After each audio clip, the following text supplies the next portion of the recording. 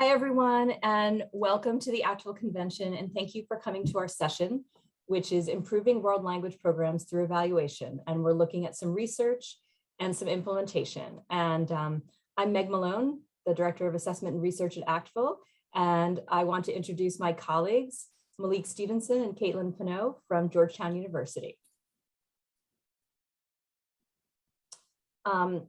I just want to start by giving you a little overview of the Assessment and Evaluation Language Resource Center, and you can also scan this QR code and hear more about the AELRC, just like in a restaurant. And the AELRC's primary mission is to support useful assessment and evaluation practices that help world language educators. And I just want to emphasize the word useful here, because we want to make sure that we are helping support things that really have positive washback and impact on classrooms. Some other things that we do are to thus work with such programs to help people like you innovate and improve your programs. There's been a lot of innovation and improvement over the last 18 months, and I think we've learned a lot about ways that we can continue some of these practices going forward. In addition, one goal of the AELRC, which is in fact a collaboration among Georgetown University, the Center for Applied Linguistics, and ACTFL, is to ensure accountability to students and society. I think sometimes we think about accountability going the other way to administrators and maybe boards of education, but really evaluation and assessment can help ensure our accountability to our students and our society, that we are providing a good program for them. In addition, one of the AELRC's mission is to articulate how very valuable world language studies are in the world today. I think there's so much out there that points to how important world languages are, and the AELRC helps to do that.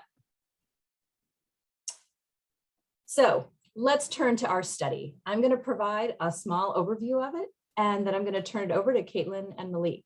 And the purpose of this project is to understand what the uses and needs are for program evaluation. You might remember back in 2006, ACTFL and the Center for Applied Linguistics conducted a national study on uses and needs for assessment. So this is the next step. What are the uses and needs for program evaluation? In addition, what kinds of capacities and capabilities do world language programs in the K-12 space have? So that's what we're going to be looking at today. So a lot of people say to me, why program evaluation? You know, of all the issues related to assessment and evaluation, why did we pick program evaluation for this national project? Well, part of it is because when you identify strengths and weaknesses, robust and helpful evaluation can help schools, it can help districts, and it can help states document the contributions of a language program, and it can help advocate for the continuation or improvement of it in what we call concrete and meaningful ways. In other words, looking at what's working in addition to what can be improved. One thing I often say when I approach a program evaluation is, let's identify what's working here, because we don't want to fix what's working. We want to help you work on what isn't working. And so all of these, program evaluation can help all of these issues that we've listed below. What about research on program evaluation? Well, unfortunately, although program evaluation really has a lot of potential to positively impact the community and the language program, unfortunately, we find a lot of program evaluations are, as noted here, driven by large-scale standardized assessments. And I want to point out those aren't always readily available in all languages for all students at all levels. They're often viewed as something that's punitive, that is not going to help the community, but is not going to support teachers and learners. In addition, very often what happens is we focus on the individual student or a class rather than the whole program. As we all know, one student does not comprise a whole program, and it's too easy to get focused on what 1 or 2 or 5 students are doing instead of what is the whole program doing. In addition, a lot of program evaluation has focused less on languages other than English and more on our English learners in bilingual programs. And finally, evaluation is often sorely neglected in language educator preparation programs or in the professional development opportunities that we offer to our colleagues. So that's one thing that we are working together at the AELRC to address. So let me give you a little overview of the project. And you're right here where it's blue. You're at the ACTFL Convention presentation. But we were looking at three things: data, knowledge, and action. So we started with focus groups. And what's really interesting is that we were holding virtual focus groups right before the pandemic hit. And what we actually found was that it was easier to get people to show up for focus groups, at least at the beginning of the pandemic, for a couple of reasons. Finding a place where people can meet from across the area can be really tough. And so we were able to conduct focus groups with a much greater variation of participants than we expected. And those were held virtually. And we used those focus groups to inform the development of a national online survey. And the purpose of the national online survey was to include more of our professionals in world languages. But the focus groups helped us know what to focus on, if you will, in the national survey, and to make sure that the national survey was specific enough and would get the kind of information that we needed. Then we conducted interviews. People who participated in the national survey could sign up to conduct virtual interviews, which was, again, great use of Zoom. So that was the first phase. Then the next phase, which Malik will talk about a little bit, was Malik and I conducted a workshop at Carla last summer. I'm sure a lot of you have heard of the fabulous Carla Summer Institutes. And I'd been invited a few years ago to do it, and I asked Malik to join me, and it was great because he did. And originally we were going to go in person, but you all know how that went. But what was great was that Malik and I were able to conduct both asynchronous and synchronous sessions. And we actually found for this topic, it was very rich and very rewarding to do it this way. Then the next step is looking at development of resources that can accompany our AELRC page and that can help educators like you make informed decision about program evaluation. Now we're here at the ACTFL presentation, and then we'll be writing this up for a journal. And before I turn it over to Caitlin, one of the things we found during both our focus groups and interviews were these common misconceptions about evaluation. I've been working in assessment and evaluation for 3 decades, and it was really helpful to get this documented for us because I had a sense that this was happening, but I didn't have any data. So some of the things that came up were things like unhelpful, or this quote that just kind of breaks my heart. I'm on this team, meaning an assessment and evaluation team, and I don't even know how to talk about what we're doing because we are literally making it up. And again, sometimes people think of evaluation as a one-time process. Okay, evaluation's done, we're going to move on. A lot of our participants confused evaluation with assessment. And of course, they inform each other, but they are different things. A lot said that it's not transparent, that evaluations happen and no one's quite sure of why and what the results will be, or that it's used as justification to cut teachers or courses. And then another really sad quote, I was evaluated once, the administrator came in for about 30 minutes and then nothing ever came of it. In other words, confusing program evaluation with a teacher observation.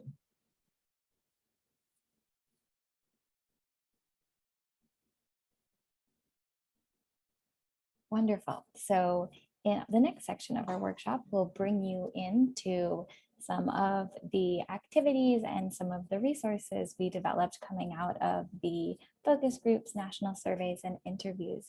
So one of the culminating factors of these data collection efforts was, as Meg mentioned, a summer institute through Carla that looked at practical program evaluation for language teachers. So in this program, a group of language teachers and administrators from around the country joined us to explore the differences between assessment and evaluation.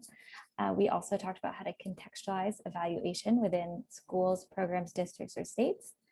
We discussed how to refine and define evaluative instruments. And then finally, our participants joined us to develop plans for program evaluation and implementation in their own learning contexts. So what we'll hope to do now is bring you through some of those activities and invite you to think critically about your own previous knowledge and experiences with program evaluation.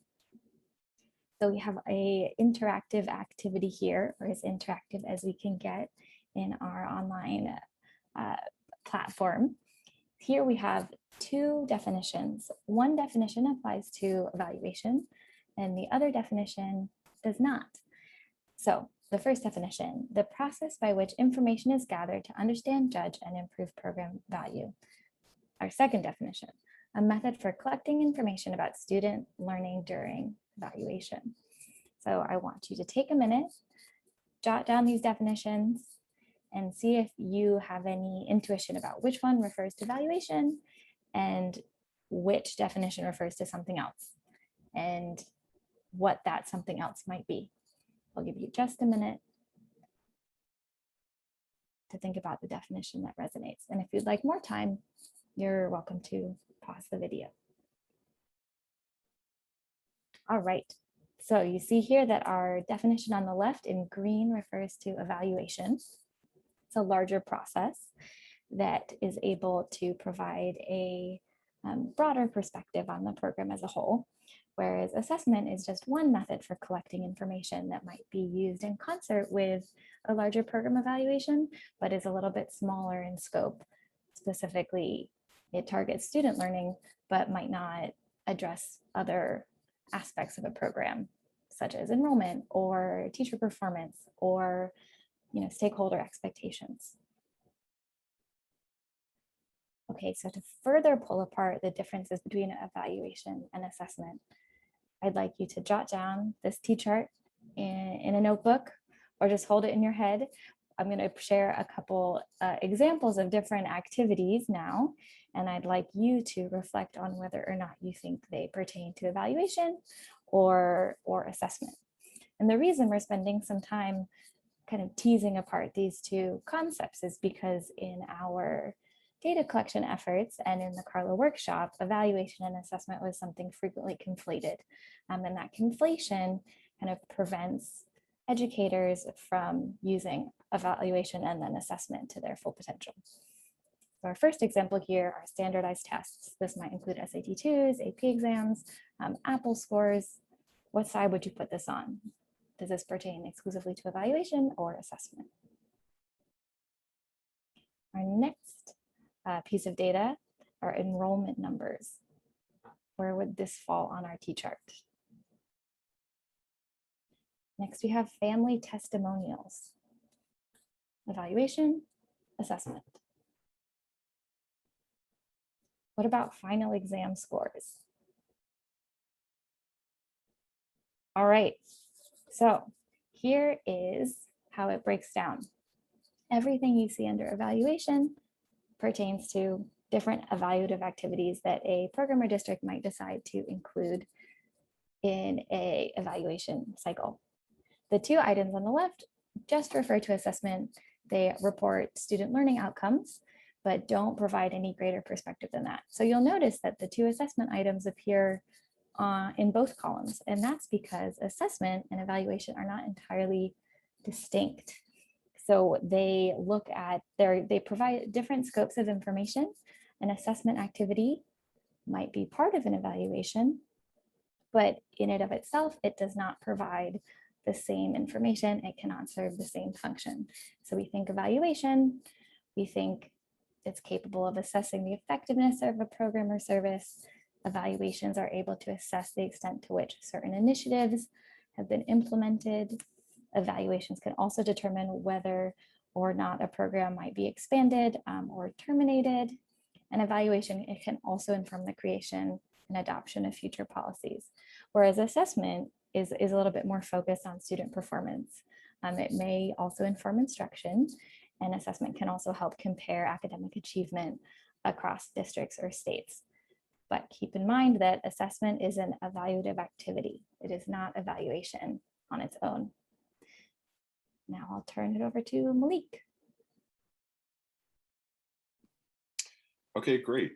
So piggybacking off of what Caitlin was describing in terms of evaluation and assessment, one way to think about the difference between the two or to help distinguish them is to think of assessment again as a component of evaluation. So hopefully this visual kind of represents that for all of you, how it's just one component of evaluation. But moving on, when thinking about the usefulness of evaluation or its potential usefulness, it's important to consider three aspects in particular, and that is who evaluation is for, or who should be involved in the implementation or planning of evaluation, along with what specifically are we evaluating? Is it students' feelings or attitudes about the program? Is it teachers' feelings or attitudes about the program? Or parental satisfaction with these language programs? And then finally, how are we actually conducting evaluation? In other words, what types of instruments are we using? So with who, there are several different stakeholders that you might want to consider. There are some that are typically thought of first, but we've listed just a few here that are important to consider when thinking about who evaluation might be for, and then also who might be involved, again, in planning this evaluation. So district leaders, of course, often come to mind, school board members, school administrators, teachers, and we really want to stress and emphasize students. Often students are forgotten when we think about planning evaluation, but what we found in some of our focus groups is that more information is really needed from students. So it's really important to consider how they can be involved in the actual planning, and how we're making sure that evaluation is also tailored to get input from them. In terms of what, we've listed a few things as well: student performance, curriculum, teaching methods, teacher performance. These are just some of the things that evaluation might be intended to evaluate or to assess, or to gauge or measure. There might be other things that for your specific context you might want to consider, but these are four that we think are pretty common and four that you might want to consider when thinking about what evaluation is intended for. And then finally, how. So like I mentioned earlier, how are we actually conducting, or how are you actually conducting this evaluation? So you might want to think about different tools that could be used. For example, questionnaires and who they might be sent to. Maybe you're going to use questionnaires to elicit information from students about how they feel about the language programs. And maybe you'll use some other methods for other stakeholders. Maybe you'll use questionnaires for all of these different tools for all of your stakeholders. So with that, we also have interviews. Think about who you want to interview and what type of information that might elicit. Maybe you do use questionnaires for your students because there's a larger number and it might be more convenient. And maybe you save interviews for your teachers who are going to be a smaller population, or parents. And observations as well. We typically think of this when we think of teacher observations, and we don't tend to think of how we're observing students sometimes during these observations, as well as other school personnel that might contribute to these language programs. So that's important to consider as well. And then finally, focus groups. And I can say from my experience with the Carla Institute, this one, I'm not going to say tends to be, but felt like a mind-blowing idea for many. Even as a former educator, former Spanish teacher, I never really considered how focus groups could be really useful and instrumental in actually developing an evaluation, engaging what the actual needs are. So focus groups is something that you might really consider as well for your context when thinking about how you're actually going to gather information, which is what the evaluation is intended to do. So expanding on some of these instruments that we've listed, the questionnaires, the interviews, the observations, the focus groups, it's also really important to consider who your actual audience is. We're talking about language programs, and the assumption might be that most of these students are monolingual English speakers or English dominant speakers who are learning an additional language, but it's also important to consider students whose first language might be something other than English, and what language is actually spoken at home. So when organizing or putting together or planning these questionnaires, interviews, observations, and focus groups, it's really important to consider what languages might need to be used and what target or languages should be used in order to actually interest responses from family members or other stakeholders. But I'm thinking more specifically about family members who might not be English speakers themselves. So that's something really important to consider when you're designing these different instruments. And then also consider the difference in age, of course, right? A questionnaire that might be appropriate for your students might not necessarily be as appropriate for parents or for teachers or for other stakeholders. So it's really important when designing these instruments and planning them to consider some of the differences or how they might be different for the different stakeholders whom you're trying to elicit information from. Okay, so when thinking of K-12 world language program evaluation, it's really important to think about evaluation in terms of really providing you with an idea of the effectiveness of a program, program's potential growth opportunities, and the future directions for a program. So why evaluate? Program evaluation within K-12 world language programs help to determine program effectiveness, like I said, these growth opportunities and future directions, but also to get information. There are two questions to consider when getting this information. How is the program measured, and what is the program's impact? So with measures, there are many ways that our K-12 world language programs are measured, but the results of these measurements can lead to changes within the program. For example, high scores on a standardized test, 1 year might lead to increased funding the next year. Okay, so continuing, thinking about what's measured, standardized test scores, enrollment numbers, program completion rates, needs analysis, stakeholder input. These are all ways to actually measure the effectiveness of the program and can help you to determine growth opportunities and future directions. The impact on measuring these different things can vary from funding for a specific amount of classes. Let's say that in your language program, you're offering Spanish 1 through 5. Measuring these different aspects could potentially affect how many levels of Spanish you actually offer, or if your program might decide to incorporate an additional language other than Spanish, or if you are someone who's in a school that has a much larger language program, where you have languages like Spanish, Mandarin, French, maybe a few others. This might determine which programs, based on enrollment numbers, test scores, completion rates, and stakeholder input, which languages might actually be shrunk in size in terms of how many classes are offered, or actually no longer offered the following year. So the impact can range from funding, like I said, course availability. Curriculum development is something to also consider. A lot of times, and we've noticed this with what we got from our data collection, and even through the Carla course that we talked about offering last summer, teachers often, and not just teachers, educators, those working in education, often conflate evaluation with things like assessment, but curriculum as well, and teacher development. So it's also really important to consider how measuring these different things can impact that curriculum. Also increased support. Something that I don't think, and I can say this from experience, school leaders might want to hear as much as teachers want to talk about, is the need for additional teachers. Perhaps you are a language teacher, and this might resonate with you, who is working in a school that only offers a Spanish program, and you might be one of 2 Spanish teachers. Evaluation might be the route that you want to take to demonstrate to school leaders, but also to other stakeholders, that more support is needed, whether that's an additional full-time teacher for Spanish, whether that's a part-time teacher, whether that's smaller class sizes for that teacher, or some assistance with the larger class sizes for that teacher. And then finally, teacher professional development.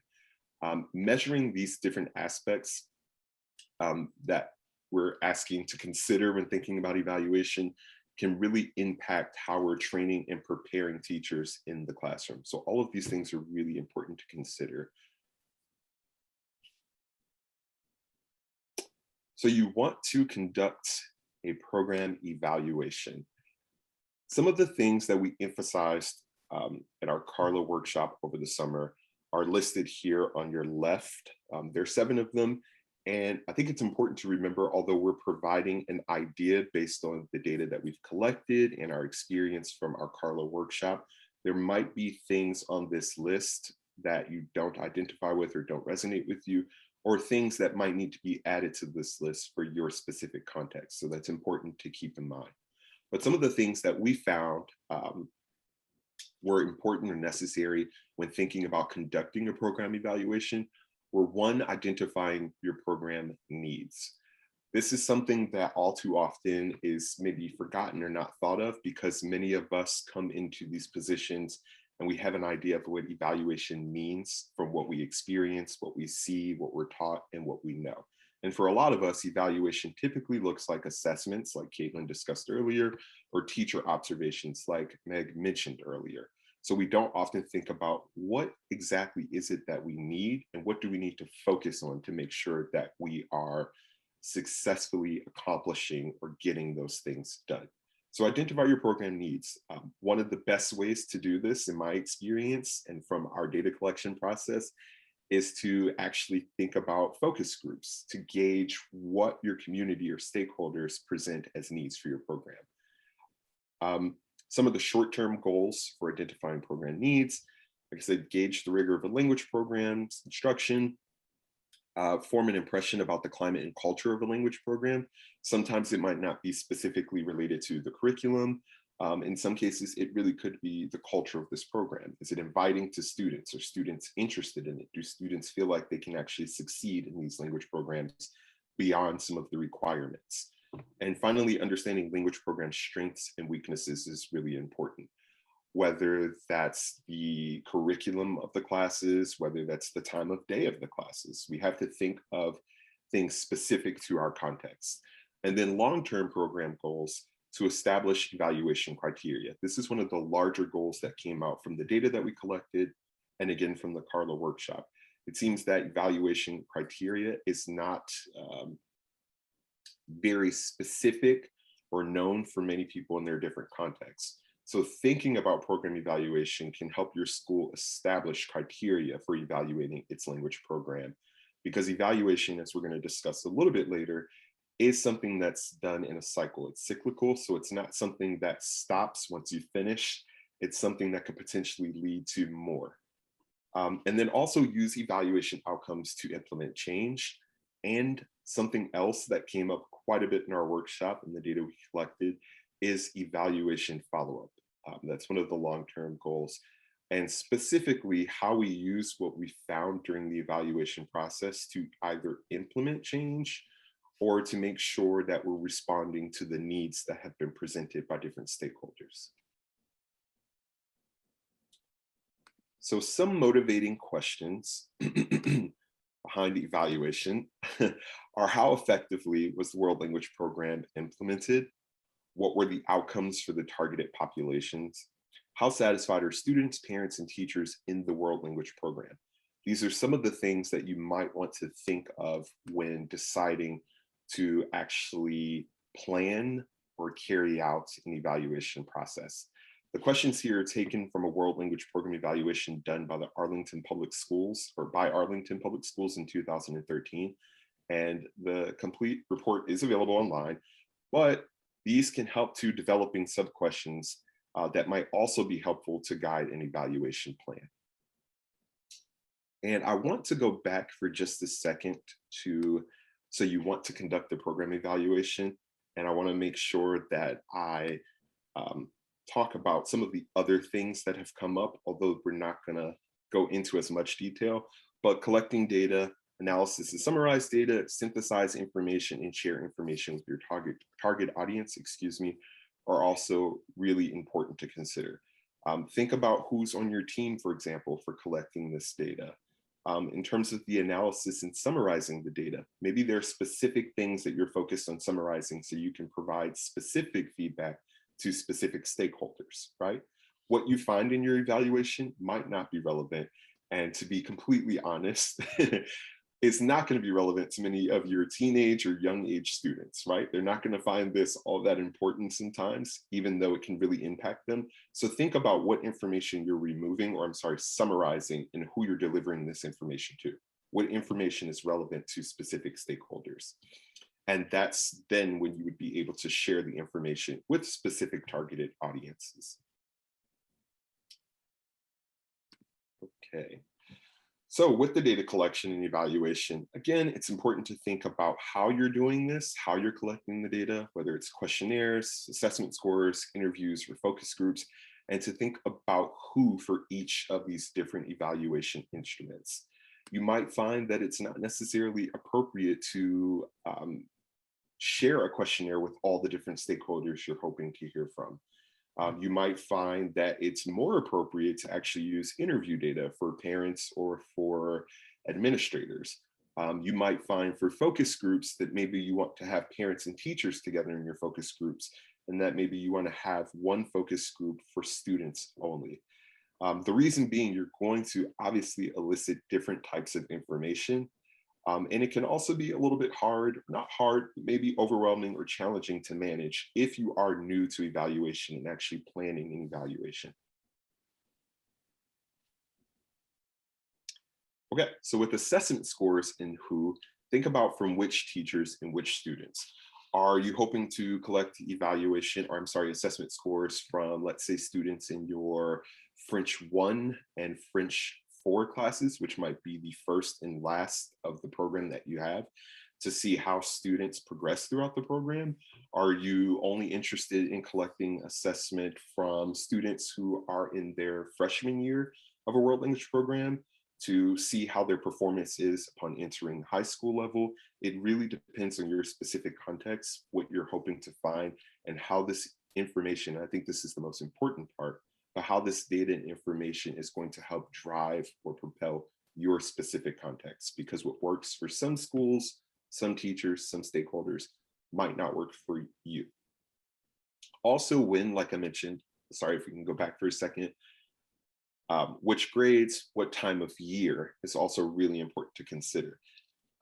Students might perform their best at a particular time of year, and that's also really important to consider when thinking about how this is going to determine the effectiveness of an entire program. And then finally, what type of assessment?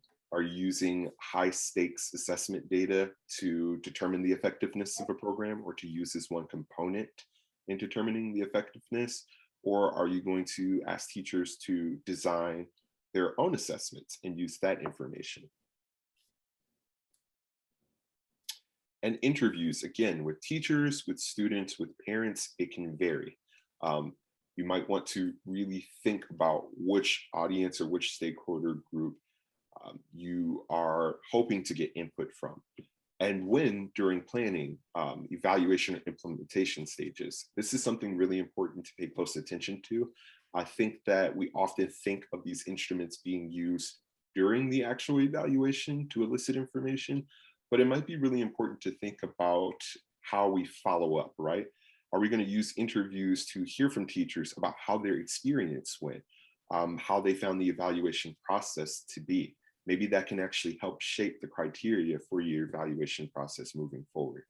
And then finally, interviews about what programs. Are you only interested in interviewing about one of the languages offered in your world language program? Are you interested in eliciting information about all of the languages available? And finally, focus groups. So like I mentioned earlier, this was a pretty mind-blowing tool. And being quite honest, I don't think outside of research, folks typically think of this as being something that they themselves can easily use to gauge the effectiveness of a program or to help initiate the planning stages of evaluation. But with focus groups, you want to think about with what stakeholders. So like I mentioned earlier, are you going to mix stakeholder groups in one focus group to see what the larger concerns are among all of the stakeholders? Or are you only interested in focusing on teachers and parents or students? So it's really important to consider how you're composing these stakeholder groups for focus groups. And then also when, during planning, evaluation, or the implementation stages. One of our suggestions might be, and this is from what we found from the Carla workshop, is that using focus groups earlier on can be really, really helpful and useful in terms of saving time and also getting more to the point earlier on about what exactly you're looking for during the evaluation process. And then finally, what? So during the focus groups, you might get an idea of what topics are most meaningful for different stakeholders or for all of your stakeholders. So all of these things as well are important to consider. So from our Carlo workshop, I can say, having been there, that there were many takeaways, not just for those who participated, but I know for myself as well. We found that there were a lot of new understandings for many of the educators who were involved in this workshop, but there were also a lot of ongoing challenges that were presented. So in terms of new understanding, evaluation has multiple stakeholder groups, each with their own interests and needs. Um, it seems that folks often think of student performance or learner ability as one of the main components of evaluation. And what we found is that that's shifting. Folks are starting to think about how other stakeholders are just as important and just as informative in the evaluation process. Also, starting points for evaluation. There are so many different points like teacher observation, student assessments, things like that. But think about what the starting point is to help you in your specific context determine what needs to be evaluated and how to actually plan for that evaluation. So one of the new understandings was using focus groups as the starting point for evaluation, like I mentioned earlier, to gauge what are the major or overarching themes or concerns presented in this program. And then also the importance of including students holistically. So that means not just in terms of their learning ability or performance through assessment, but their actual feelings and ideas and concerns about the program that they're actually a part of. And then for ongoing challenges, supporting cyclical evaluation processes. It's important to think about this because it is a challenge. How do we take what we've learned during this evaluation process, not just the outcome of it, right? How do we take what we learned from the planning and how difficult that might have been, and the actual carrying out, how challenging that might have been, and how do we use that information to actually plan to conduct a follow-up or another evaluation? Also, one of the ongoing challenges, and I'm sad to report I can't really help much with this, is resources, right? Making sure that there might be money or time allotted to actually conduct evaluation. So whether that's experts coming in to help with this evaluation process, or whether that's making sure that there's some funding aside for teachers to have substitutes, for example, to cover their classes while they're conducting evaluation activities. And then finally, collaborating with experts, like I mentioned earlier, in specific languages and in evaluation. It's also really important to consider concerns about folks being involved in evaluation processes that might not be as familiar with world languages, right? So we want to make sure that we're thinking about evaluation, but again, within the context of world language programs. You know, one thing to think about, I think often we only include what we think of as direct stakeholders in these evaluation processes. And one of the things that Malik just touched on that I think is super important is including stakeholders who might not be directly impacted by it. For example, what are the opinions of students who aren't taking world languages or students who stopped after year 2? That's a very important piece of the evaluation because it could be something as simple, well, not that schedules are simple, but it might be something as straightforward as the schedule, that the 3rd and 4th year conflicts with something else, or it's difficult to continue for other reasons. So that's a reason to include stakeholders who maybe have never joined the program or who have moved on from the program. Another thing to think about is asking other teachers and administrators who perhaps don't directly touch world languages, but who might be involved in it for their beliefs and opinions. Because a school is a big community, it's an ecosystem, and we all work together. And sometimes those folks' opinions and beliefs can be, super, super important and give you great insights. And if we don't ask these folks what they believe, we don't know. You don't know the answer to the question you don't ask.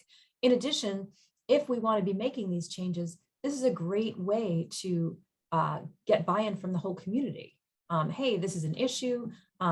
It's across not just students who are taking the world languages, but also with administrators who don't work with world languages, with the chemistry teachers or the English teachers. So this is a great way to document these things. In addition, I think a great program evaluation, even if nothing happens with it right away, is a great thing to keep around because you never know when a new advocate is going to appear, and anything you have documented could really help you. So I hope that was okay, Malik, that I jumped in. Yeah, absolutely. Thank you for touching on that.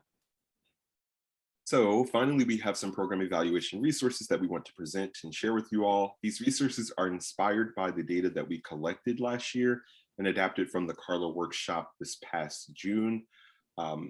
They consist of evaluation activities worksheet, a cycle overview, which could be really helpful for those thinking about how evaluation is not a one-time thing and something that you would like to continue to do in your school or your world language program. Evaluation write-up templates, motivating questions worksheet, which could be really helpful for those who are thinking to themselves, we want to do evaluation, but we just honestly don't know where to get started. And that's okay. I think that's the case for a lot of folks who are not as familiar with program evaluation or who are learning more about program evaluation. We also have evaluation frequently asked questions video series where you'll see more of Caitlin and myself talking about what evaluation is and how you get started. That could also be really, really helpful, something that you can watch individually or watch as a team or watch during your professional development to help get all of your teachers on the same page about evaluation and its impact. And then finally, K-12 World Language Program Evaluation ACTFL presentation, which we're delivering now. This is also something that's going to be available as a resource on our website. And with that, we want to thank you all so very much for tuning into our presentation. We really hope that it was informative and very, very helpful as you think about program evaluation in your world language programs and implementing evaluation.